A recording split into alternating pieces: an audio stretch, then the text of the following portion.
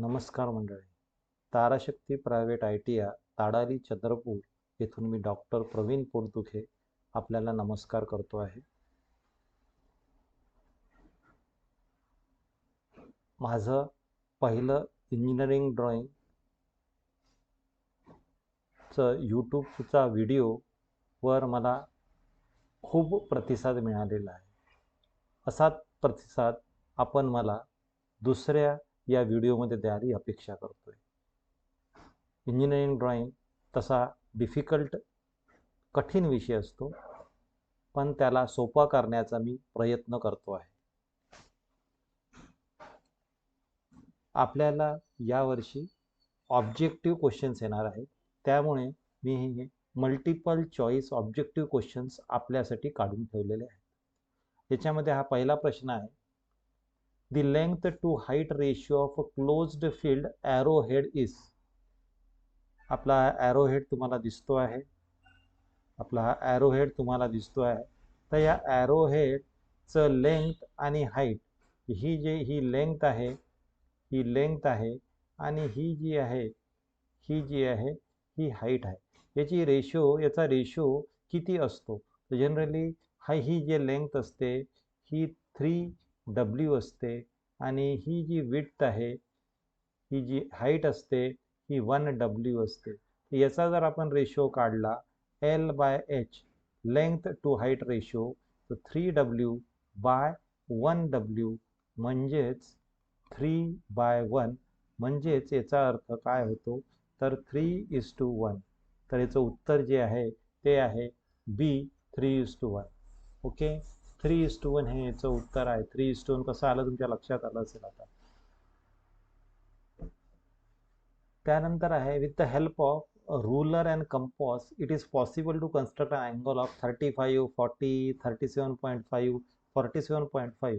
म्हणजेच कंपास म्हणजे तो डिवायडर, त्याला चाप म्हणता तुम्ही, त्याच्याने आपण कोणता अँगल तयार करू शकतो, कोणता अँगल घेऊ शकतो, कोणता अँगल मार्क करू शकतो. आता हा जो प्रोटेक्टर आहे, हा जो दिसतो आहे तुम्हाला, हा जो प्रोटेक्टर तुम्हाला दिसतो आहे, तर आपण म्हणजे 10 डिग्री, 20, 10, 20, 30, 40, 50 किंवा 11, 12, 13, 14, 111, 121, कारण याच्यावर मार्किंग आहे. पण फक्त कंपासनी जर आपल्याला करायचं असेल तर आपण काय करतो, तो जो चाप असतो त्याचा निडल पॉईंट आपण इथं ठेवतो. एक पहिला फटका आपण इथं मारतो. पहिला फटका जो आहे त्याचा इथं मारतो. दुसरा फटका आपण हे जे अंतर आहे घेऊन आपण इथं मारतो. तिसरा फटका आहे आपण इथं मारतो आणि चौथा फटका आपण इथं मारतो. तर हे जे अँगल्स आपल्याला मिळतात, आता या रेषेवरून, या पॉईंटवरून मी जर लाईन काढतो आहे, ही लाईन जर मी काढली, अशी मी लाईन काढली तर हा 60 डिग्री होतो. नंतर परत हा जो आम्ही इथून जॉईन करतो हा 60 डिग्री होतो. तर हा 60 आणि 60 120 आणि 180. तर 60 डिग्रीचे आपण अँगल्स काढू शकतो. 60 डिग्री आपल्याला मिळाल्यावर इथून परत मग जर मी त्या कंपासच्या सहाय्याने असे मी आर्च काढले तर मला 60/2 म्हणजे मी 30चा काढू शकतो. म्हणजे 30चा आपण याच्यानेच या कंपासच्या सहाय्याने आपण 30चा सुद्धा काढू शकतो कंपासच्या सहाय्याने. परत आपल्याला जर 30चा अर्धा करायचा आहे, आपला 30 आला तर आपण परत 15चा आपण काढू शकतो. आपण हा जो 15चा दिसतो आहे हा काढू शकतो, अर्ध करू शकतो त्याला. आता आपल्याला म्हणायचं आहे की त्याच्याही आपण अर्ध करू शकतो. आता 0 आणि 15 याच्या मधातला सुद्धा आपण डिवाइड करू शकतो तो अँगल आपण डिवाइड करू तर आपल्याला 15ही मिळू शकतो. तर गोष्ट अशी आहे की आपण कोणते अँगल काढू शकतो बघा. 60 आणि 30 90, ठीक आहे. 30 आणि 15 45, 30 आणि 7.5 37.5. तो कोणता काढू शकतो आहे आपण? 37.5चा आपण काढू शकतो.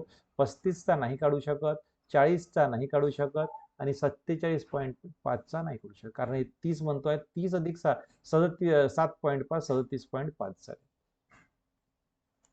नंतर आहे, typical layout of drawing sheet do not content, म्हणजे कोणतं नसते, सेंटरिंग मार्क नसते, ओरिएंटेशन मार्क नसते, ट्रिमिंग मार्क नसते की आयडेंटिफाय मार्क नसते. त्याच्यासाठी आपण ही जी ड्रॉइंग चा लेआउट आहे, ड्रॉइंगच्या लेआउटची जी शीट आहे ती आपण मोठी करून पाहूया.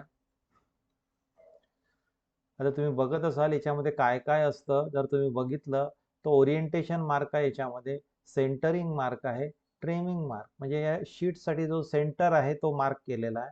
ओरिएंटेशन म्हणजे हा एज आहे, एजला आपण काय करतोय, एक या एजला पॅरलल लाईन काढतोय, समांतर रेषा काढतोय आहे आणि इथून असा पॉईंट जो घेतोय त्याला ओरिएंटेशन मार्क म्हणतो. एक असा ट्रिमिंग मार्क जिथे आपण क्लिप्स वगैरे लावतो त्याला ट्रिमिंग मार्क म्हणतोय आपण. तर trimming mark, orientation mark, centering mark तिथं असतात. मग कोणतं काय नसतं फक्त याच्यामध्ये, तर आपल्याला तर दिसून येईल. आपण आत्ताच मी तुम्हाला सांगितले काय काय असतं. सेंटरिंग मार्क असतो, ओरिएंटेशन मार्क असतो, ट्रिमिंग मार्क असतो. तर कोणता नसतो, तर आयडेंटिफिकेशन मार्क नसतो. आयडेंटिफिकेशन उत्तर आहे आयडेंटिफिकेशन मार्क. नेक्स्ट आहे की सर्कल. सर्कल झालं, बाकी सगळ्यांचे डायमेन्शनिंग कसे करतात, त्याची मेथड कशी आहे. तर हा विचारता recommended method of dimensioning a sphere. Sphere sphere म्हणजे जो बॉल, चेंडू आपण म्हणतो, याला चेंडूचा आकार आला जे आपण म्हणतो, तर त्याचा जर डायमीटर 80 मिलीमीटर आहे, तो कसा दाखवला जातो. तो कसा दाखवला जातो, तर हा दाखवला जातो बघा. हा जो आहे कसा दाखवला बघा, S52 म्हणजे S5 इथं 80 आहे तर S5 80 हे आपलं आन्सर राहील. लक्षात ठेवा, S5 80. जनरली जो सर्कल असतो, तुम्हाला जर मी दाखवतो एक मिनिट, शेप्समध्ये एखादा सर्कल जर मी घेतला, हा सर्कल घेतला, एक लक्षात घ्या हा सर्कल आहे. तर याचा मला जर डायमीटर मला दाखवायचा आहे, याचा मला जर डायमीटर दाखवायचा, हा जो डायमीटर आहे याचा, तर मला इथं काय दाखवावं लागेल, मला मला लिहिताना फाय, याचा जर 40 असेल तर 540. पण हा सर्कल आहे, हा सर्कल आहे. पण आपल्याला स्पियर म्हणजे चेंडू, म्हणजे पृथ्वीच्या आकाराचा गोल ज्याला आपण म्हणतोय, तर तो जर आपल्याला दसवा असेल, तो स्पियर आहे, त्याला आपण काय म्हणू शकतो, S580. S580. तर हा म्हणजे त्याचा डायमीटर जर 80 आहे तर S580. सर्कल असेल तर 580. लक्षात ठेवा, नुसता सर्कल असेल तर 580. If it is circle it is, if it is circle it is 580. If it is sphere it is sphere. See, we are adding, आपण काय करतोय, एस लावतोय त्याला, इतकं लक्षात ठेवा. नंतरचा प्रश्न आहे, mini drafter serve the purpose of everything. म्हणजे मिनी ड्राफ्टर काय करतो, ह्या मिनी ड्राफ्टर तुम्हाला परत एकदा थोडं मोठं करून दाखवतोय. याला मी मिनी ड्राफ्टर तुम्हाला दाखवतो आहे, मोठं करून दाखवतो आहे. हा मिनी ड्राफ्टर आहे. याला जनरली हा जो पार्ट आहे याला ड्रॉइंग बोर्डला लावतात. हा ड्रॉइंग बोर्डला लागल्यावर हा पिवोट आहे, इथंही पिवोट आहे आणि याला फिक्सही करता येते तुम्हाला एक सारखं याला ठेवायसाठी, एका ठिकाणी ठेवायसाठी. आणि ही स्केल आहे, 2 आर्म्स आहे, 90 डिग्री आहे. तर याच्याने आपल्याला काय काय काढता येईल बघा. याच्याने आपल्याला ते विचारलेलं, आपल्याला तुम्हाला काय काय करता येईल, तर तुम्हाला याच्याने बघा स्केल्स एक म्हणजे स्केल सारखा त्याचा उपयोग होतो, कारण ही एल शेप स्केलच आहे. हा सेट स्क्वेअर सारखा म्हणजे पॅरलल लाईन सुद्धा काढता येतात. याच्यामध्ये प्रोटेक्टर सुद्धा दिलेला असतो, एक छोटा प्रोटेक्टर सुद्धा दिलाय. प्रोटेक्टर हेड आहे बघा, हा प्रोटेक्टर हेड आहे. प्रोटेक्टर सुद्धा आपण दिलेला आहे. फक्त कंपॉस, जसं हा म्हटलं की हा कंपॉस आहे, हा जो दिसतो आहे की नाही, हा कंपॉस जो आपल्याला दिसतो आहे, आपल्याला कंपॉस जो आहे हा आहे, तो कंपॉस जो डिवायडर आहे, कंपॉस सारखं म्हणजे सर्क्युलर शेप, आपल्याला जो गोल शेप पाहिजे हा फक्त काढू शकत नाही. त्याचं उत्तर जे आहे ते हे आहे, आन्सर आहे याचं डी. या कंपॉस सारखा उपयोग नाही. प्रोटेक्टर चा उपयोग तो करू शकतो, सेट स्क्वेअर करू शकतो आणि स्केलचा उपयोग तो करू शकतो. The principal views associated with the orthographic projection are. Orthographic projection म्हणजे काय हे तुम्हाला पहिले मी तुम्हाला सांगतो आहे आणि नंतर आपण प्रश्नाकडे वळू. ऑर्थोग्राफिक व्ह्यू म्हणजे काय. ऑर्थोग्राफिक व्ह्यू म्हणजे, ऑर्थोग्राफिक व्ह्यू म्हणजे बघा की आपला हा जो व्ह्यू आहे हा आहे आयसोमेट्रिक व्ह्यू. याचे जर आपण 3 व्ह्यूज काढले, 3 व्ह्यूज जर काढले, म्हणजे हा इथून असं पाहत आहे तर हा फ्रंट व्ह्यू आला आहे आपला. मग लक्षात घ्या की हा फ्रंट व्ह्यू आपण काढतोय, हा हा लेफ्ट पार्ट, हा लेफ्ट पार्टून काढतोय. आणि जेव्हा तुम्ही फर्स्ट अँगल प्रोजेक्शन वापरता तर फर्स्ट अँगलमध्ये फ्रंट व्ह्यू हा वर राहतो, टॉप व्ह्यू हा खाली राहतो. फ्रंट व्ह्यू हा वर राहतो, टॉप व्ह्यू हा खाली राहतो. आणि परत लक्षात घ्या, फर्स्ट अँगल म्हणजे तुम्ही लेफ्ट, म्हणजे तुम्ही डावीकडून जर पाहत असेल तर जो फ्रंट व्ह्यू तुमचा उजवीकडे राहील, हा राईटकडे राहील, हा राईटकडे राहील, हा राईटकडे राहिला म्हणून तुमचा साईड व्ह्यू हा लेफ्ट मध्ये राहील आणि हा जो टॉप व्ह्यू आहे हा त्याच्या खाली राहील. लक्षात घ्या ह्या गोष्टी कोणी सांगत नाही, तुम्हाला मी सांगतो आहे. तर आपल्याला जे उत्तर काढायचं, principal views associated with the isometric that is orthographic projection are. तर बघा मग तुम्हाला फ्रंट व्ह्यू दिसत आहे, टॉप व्ह्यू दिसत आहे आणि साईड व्ह्यू दिसत आहे. जे राईट साईड व्ह्यू म्हणजे आपण घेऊया, हा लेफ्ट साईड व्ह्यू आपण लेफ्ट साईड व्ह्यू घेतो आहे, पण हा साईड व्ह्यू आहे. तर तीनही व्ह्यूज दिसतात याच्यामध्ये. त्याच्यामुळे याचं उत्तर जे आहे राहणार आहे ऑल ऑफ दिस.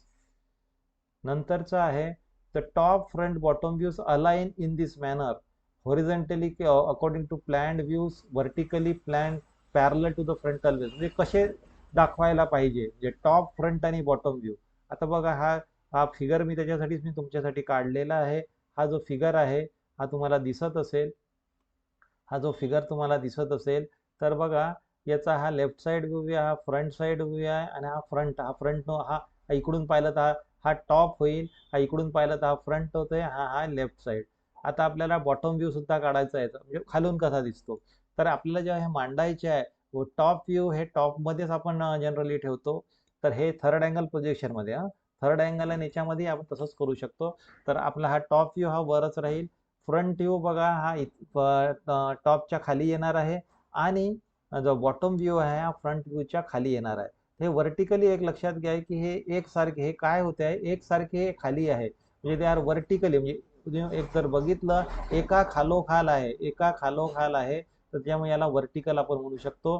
तर त्याचं आन्सर जे राहणार आहे ते व्हर्टिकली राहणार आहे. नंतर question, which of the following is the lightest pencil, म्हणजे याच्यातली लाईट पेन्सिल कोणती आहे. ही जी स्केल आहे, लक्षात घ्या मित्रांनो, ही स्केल आहे.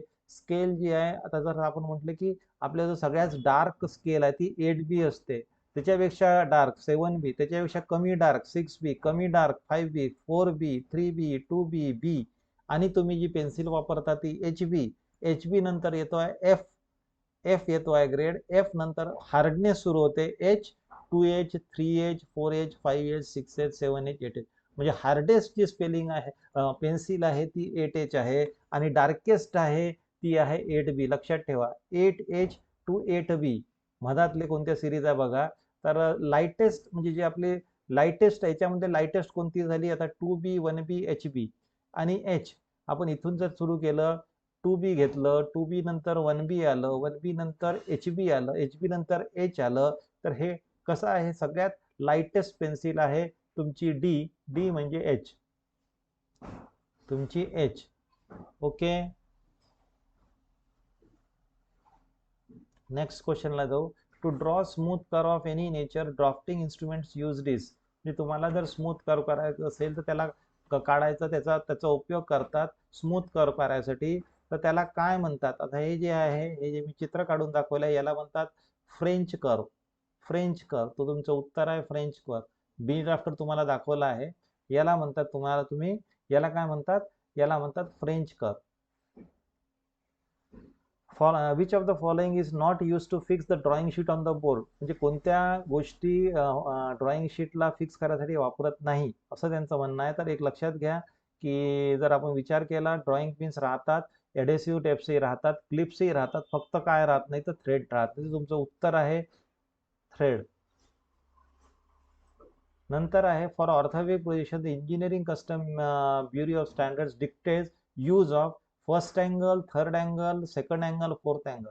म्हणजे कोणतं अँगलचं प्रोजेक्शन तुम्ही BIS यूज करतो असं विचारत आहे. तर तुमचा आन्सर आहे first angle projection. First angle projection म्हणजे जर आपण क्वाड्रंट्स घेतले, आपण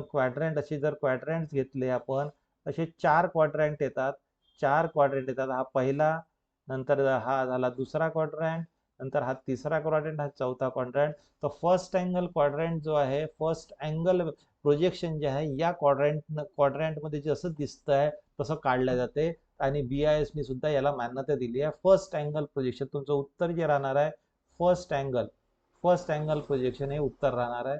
दुसरा आहे when a circle passes through given points its center lies in the intersection of. म्हणजे आता बघा मी याच्यामध्ये काढलेले आहे, आधीच काढून ठेवलेले आहे, तुम्हाला दिसत असेल, हा एक पॉईंट तुम्हाला दिसत असेल, हा एक पॉईंट दिसत असेल आणि हा एक पॉईंट. तर याच्यामधून आपण सर्कल काढलेला आहे, याच्यामधून सर्कल काढलेला आहे या 3 पॉईंट मधून. तर याचा जो त्यांना विचारत आहे, हा सेंटर पॉईंट जो आहे हा कसा राहतो. तर सेंटर पॉईंट कसा राहील, हे जर मी आता हे 2 पॉईंट जॉईन केले, हे 2 मी जॉईन पॉईंट केले आणि परपेंडिक्युलर बायसेक्टर मी जेव्हा काढतो आहे, हा इथून इकडे चाललो आहे, हा इकडून इकडे चालला आहे परपेंडिक्युलर बायसेक्टर. तर हे जो जिथं मिळतात, हे 2 परपेंडिक्युलर बायसेक्टर या कॉर्डचे जिथं मिळतात तिथं तो सेंटर मिळतो. So perpendicular bisectors of line that connect the point, हे आपलं आन्सर राहणार आहे. नंतरचा प्रश्न आहे, sectional portion is represented by कोणते lines, thick line, dash lines, hatching lines. तर जनरली हॅचिंग लाईन्स, हे जे हॅचिंग लाईन्स राहतात हे इन्क्लाइंड लाईन्स आहे आणि याचा जो अँगल आहे, हा जो अँगल आहे, हा जो अँगल आहे हा राहतो 45 डिग्री. लक्षात ठेवा, हा राहतो 45 डिग्री, हा राहतो 45 डिग्री, हा राहतो 45 डिग्री. इतकं लक्षात ठेवा. त्याला हॅचिंग लाईन्स म्हणतात. तर आन्सर आपला राहणार आहे हॅचिंग लाईन्स. त्याला हॅचिंग लाईन्स म्हणतात. हॅचिंग लाईन्स, आता नंतर बघा, hatching lines are drawn at angle of, हे हॅचिंग लाईन्स आहे, लक्षात ठेवा. हे जे आहे हे हॅचिंग लाईन्स आहे. हे जे हॅचिंग लाईन्स आहे तो दाखवतोय त्याचा अँगल किती राहतो, हॅचिंग लाईनचा अँगल किती राहतो असं आपल्याला ते विचारत आहे की या हॅचिंग जी लाईन काढलेली आहे इथं, याचा जो अँगल आहे किती राहतो. याचा अँगल राहतो 45 डिग्री. लक्षात ठेवा, याचा अँगल राहतो 45 डिग्री. तेव्हा याला दुसऱ्या बाजूने सुद्धा हॅचिंग केलं जातं, तर याला क्रॉस हॅचिंग म्हणतात. लक्षात ठेवा. तर असंही विचारू शकता की खालील फिगर हॅचिंग आहे की क्रॉस हॅचिंग आहे. जर डबल लाईन्स तुम्हाला दिसत असेल तर तुम्ही म्हणणार त्याला क्रॉस हॅचिंग. लक्षात ठेवा.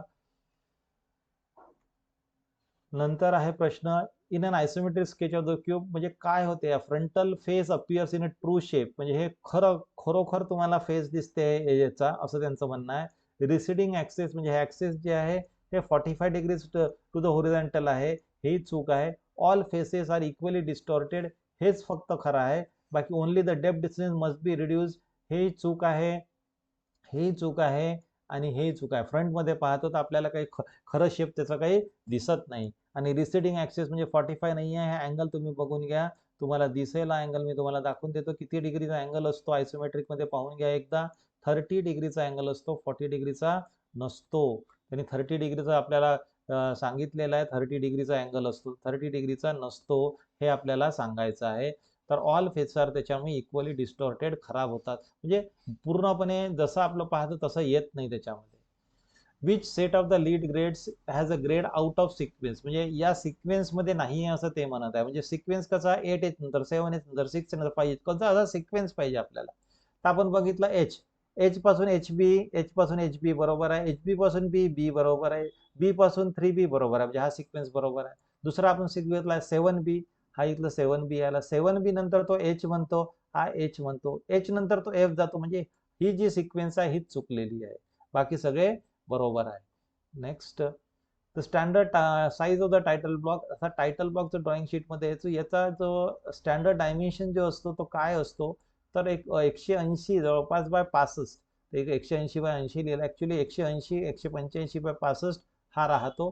तर जवळपास याचा आन्सर याला मिळते जुळत आहे, त्याच्यामुळे मी याला बी ला मार्क करतो आहे. पण आपण लक्षात ठेवतो 180 बाय 65 असतं. The smallest drawing sheet as designated is as A0, A3, A2, A1, A4, कोणती सगळ्यात ड्रॉइंग शीट जी सगळ्यात लहान आहे, सगळ्यात लहान आहे. एक लक्षात घ्यावा, A0 च्या अर्धी A1 होते, A1 च्या अर्धी A2 होते, A2 च्या अर्धी A3 होते, A3 च्या अर्धी A4 होते. तर सगळ्यात लहान कोणती आहे, तर A4 आहे. लक्षात ठेवा, A4 सगळ्यात लहान आहे. नंतर आहे super impose dimension, the simplest method of, म्हणजे हे आहे, म्हणजे चेन डायमेन्शनिंग आहे की कंबाईंड डायमेन्शनिंग आहे की पॅरलल की टॅब्युलर डायमेन्शनिंग आहे. तर आपण हे टॅब्युलर डायमेन्शनिंग नावाचा प्रकार नसतो, इतकं लक्षात ठेवा, हे नसतेच. आता हे चेन डायमेन्शनिंग बघा, चेन किंवा कंटिन्युअस, चेन किंवा कंटिन्युअस इथं मी तुम्हाला दाखवतो आहे.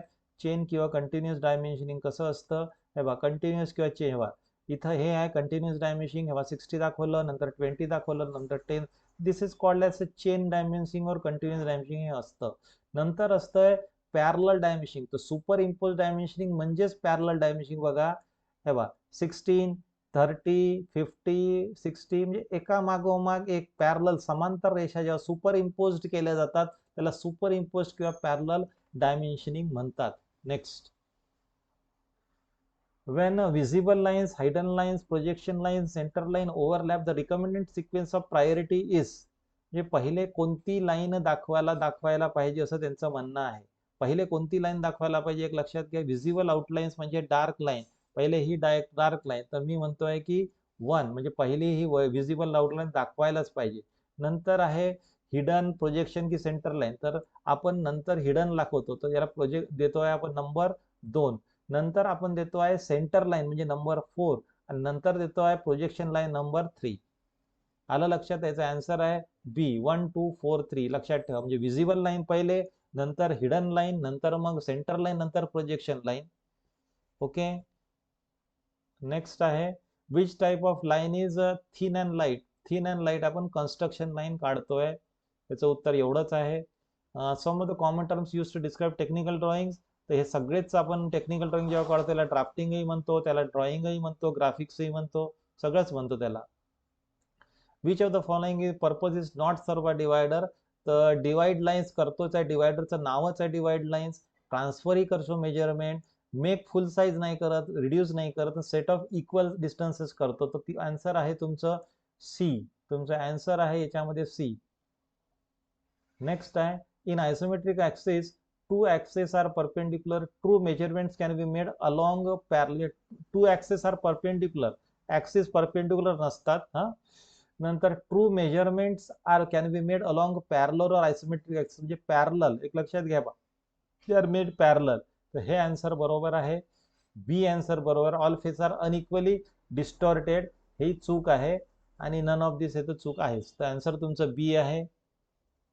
Which of the following publications made a BIS, that is Bureau of Indian Standards, standard techniques for line convention and lettering in detail. त्याचा आन्सर आहे SP46. हे तुम्हाला लक्षात ठेवावं लागेल की ब्युरो ऑफ इंडियन स्टँडर्ड्स जे लाईन्स आणि लेटरिंग साठी लाईन कसे पाहिजे, लाईन मोठे पाहिजे, लहान पाहिजे, लेटरिंग कशी करायची, याच्यासाठी जे स्टँडर्ड दिला आहे त्याला SP46 2003. लक्षात घ्या 2003 असं त्यांनी नाव दिलेलं आहे. तर याबरोबरच आपलं जे आहे क्लास मी इथं संपवतो आहे.